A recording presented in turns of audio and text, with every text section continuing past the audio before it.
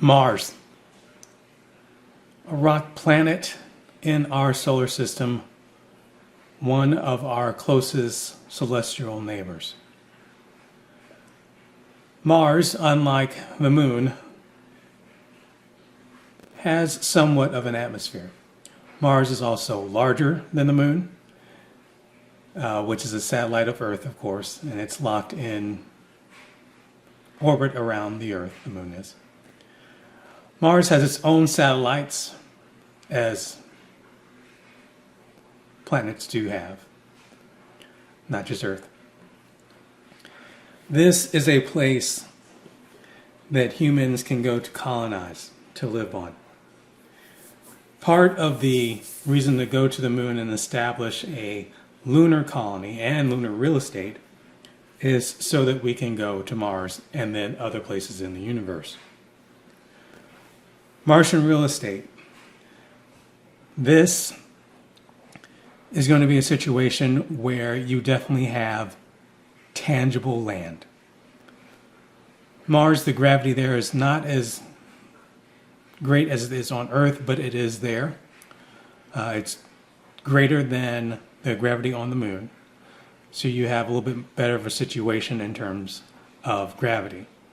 You may or may not want artificial gravity. You may be able to just not worry about it. Of course, life support is going to be needed because the atmosphere of Mars is toxic to humans.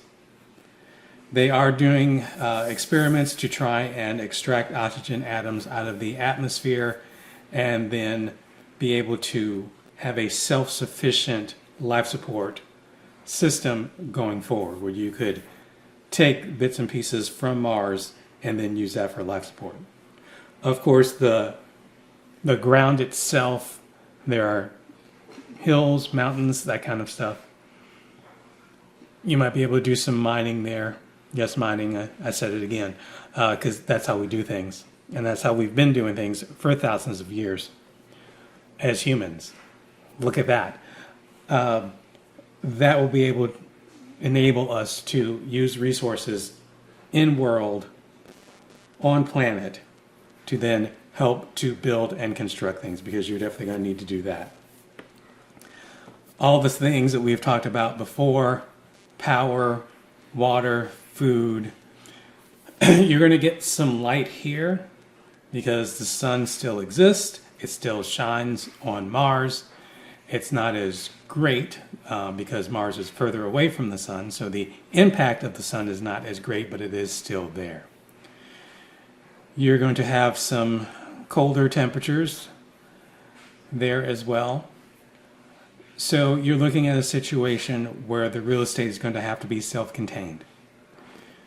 The question is whether you're going to have individual self-contained units or one very large dome, let's say, or a couple of very large structures that everybody then lives in.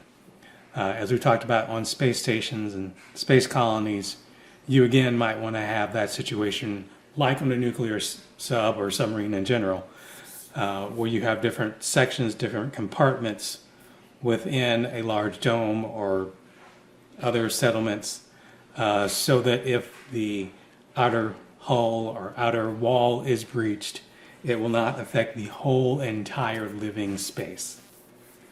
So you're looking at situations where you might then take a larger structure, a larger dome or whatever it is, and then you're going to have organizations with that. That might be nations, that might be provinces, that might be cities, city-states, things along those lines, or just neighborhoods. Again, where you have that self-contained nature to protect the whole entire living situation. What you're going to need there isn't as much impact of meteors and asteroids as you would have in a space station or space colony that is literally out in space, because of, I assume, the atmosphere of Mars giving you some amount of protection. Not as great as Earth. Earth is very good at that. For meteors, which become meteorites. A meteor is when it's out in space. When it enters an atmosphere and then falls to the planet, that's when it becomes a meteorite. That is the difference. It's the same rock in effect, Just where is it? That's the difference between a meteor and a meteorite. So while you might not have a whole lot of meteorites perhaps impacting the dome or the living space like you would have with a space station, there are still possibilities because you're going to have vehicles moving around, spaceships, land vehicles, accidents happen potentially. So if you have a spaceship that then hits the dome, what's going to happen, right? So you need a structure that is not only able to maintain itself, have that load bearing, but then also be able to withstand a couple of hits from some spaceships or something along those lines. Again, you're talking about a situation where is the top of the living space, is it a synthetic sky? Is it a translucent dome? But that dome or that area so that you can see out into the atmosphere of Mars, perhaps see the sun, see the things, other things in the solar system, is just going to be strong enough to, again, take a couple of impacts from a couple of spaceships or vehicles if need be, right? Other than that, a lot of the construction is going to be the same as the moon. That life support, power generation, you're definitely talking nuclear because you do have somewhat of an atmosphere. Solar panels might help you to a certain level. Yeah, okay, a couple of rovers could use it, but they don't need a whole lot of power to move around, go around and do what they need to do, right? Not like a whole entire city full of humans, right? There's a lot of power that we need in order to do all the things that we need, right? And that's just here on Earth where we don't need life support, right? The atmosphere of the Earth already gives us life support, so now you're also adding the power requirement for life support to the Martian colony, to the Martian real estate situation. Other than that, I think you're talking about all of the land considerations, all the real property considerations. Buying, selling, property management, renting, letting, leaseholds, all those things I think will come into play. Original title will probably come into play. So all of those things for real estate will probably be starting to happen the same way again once you have built up the original architecture, right? Water is always a consideration, something you have to think of. Again, whether we're getting things from Earth on a schedule, spaceships are coming and bringing water on a schedule, bringing icebergs, whatever it may be, over time, and recycling that water. You know, maybe you're taking those same spaceships, a different section of the spaceship, and it gets recycled water that's gotten kind of dirty over time from Mars, and then you're taking that back to Earth and having it be recycled there because the Earth is very good at that. You know, much better than we are at recycling water. It's been doing it for a long time and kept billions upon billions of humans and other life forms alive for a very long time.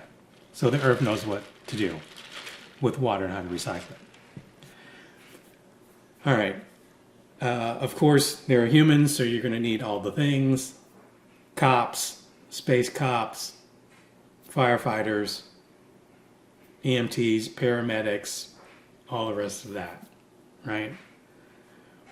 Other than that, we're now getting to a point, and hopefully this will become the thing, where you're having consistent modules that you've used before in other places, and now you're able to reuse them on Mars, and then going forward to other planets, other star systems, where you're now getting this module component where we're talking about the same things, and then we'll be able to reuse solutions over and over again. Get better at it. Of course, vertical farming, all the rest of that. Could you have livestock because you have more land? Are we able to grow plants within the Martian soil? Don't know that yet. What will be the impact of that? Don't know the answer. They should probably do some experimentation on that, right? They might want to have a few proto-humans go there first, which would be like an android or a robot, and have them live within a biodome for a little while and have them take readings and sensors and see how that's going before you actually put real humans there. Or most more than likely, they'll just go straight to putting real humans there. All the facilities that you need, you could then start to build from resources on Mars.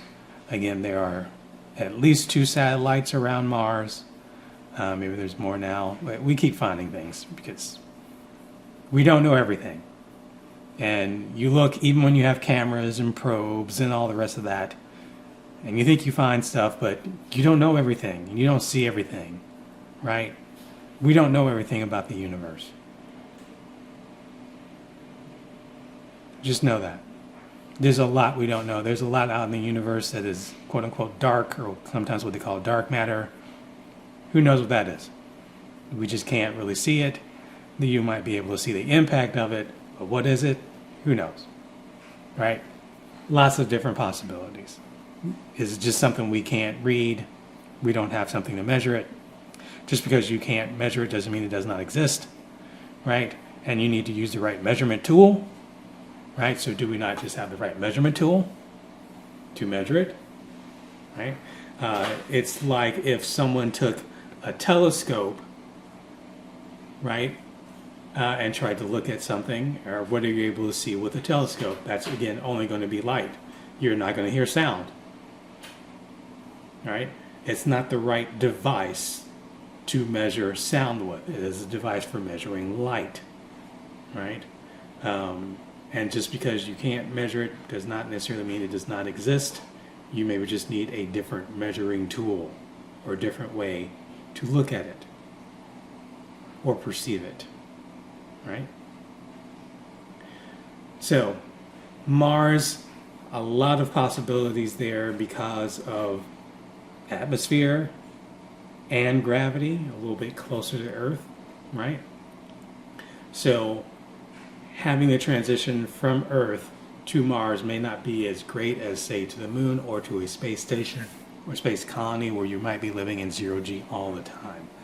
It's a little bit less of gravity, but not all the way to 0G, right? Why are we doing this?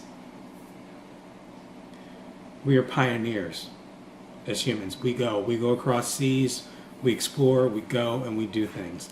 And there might be things that we're able to find. Maybe there are different elements that we do not have right now on the periodic table that we're able to find.